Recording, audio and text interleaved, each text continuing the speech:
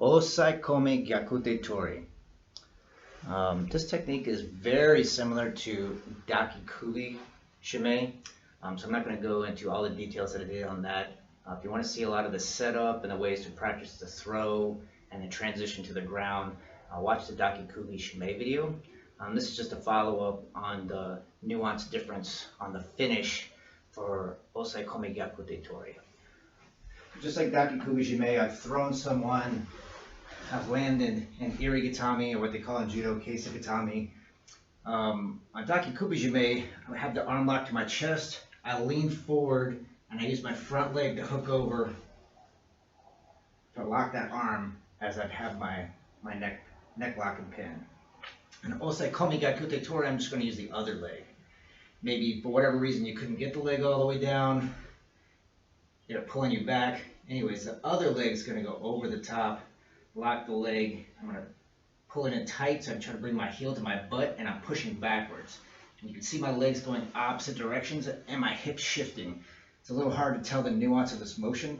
My inside hip is pushing up into the arm as the leg on top is pushing backwards. And I still have maintaining that lock.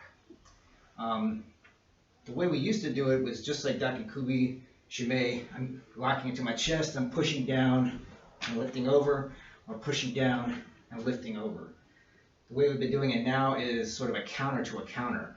You've thrown them, you're pinning them with your Osaekomi, and they're going to take their arm and reach under the leg that's up and try to curl you in and roll you over as a counter.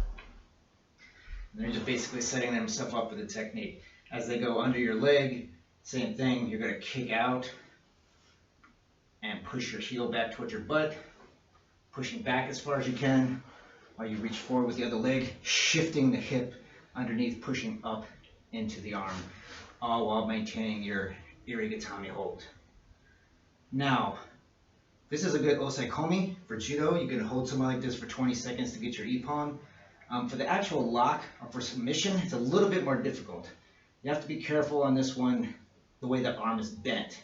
If the elbow is down and the arm is able to bend up, like they were when they're grabbing you, it's a little bit difficult to actually get that elbow lock. You can pin the arm to get it out of the way while you're holding them down for your pin. But if you want to actually get the lock, you've got to take the hand and actually fold it over and back to kind of lock it. Lock the wrist and elbow into place so that you're actually putting the pressure through the elbow that's locked. That's a little bit more difficult to show since I don't have a hand. But imagine their hand is my hand. I'm going to fold it down and push back. My other hand's coming over the top to lock it in. Just going to lock the arm and the elbow so that when I put that pressure through, there's no room for it to move, and my pushing of my hips is going to pop that elbow.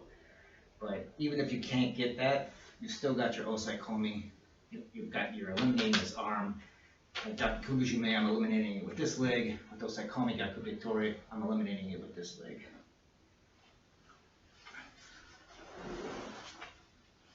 Osaekomi Gyakute Tori.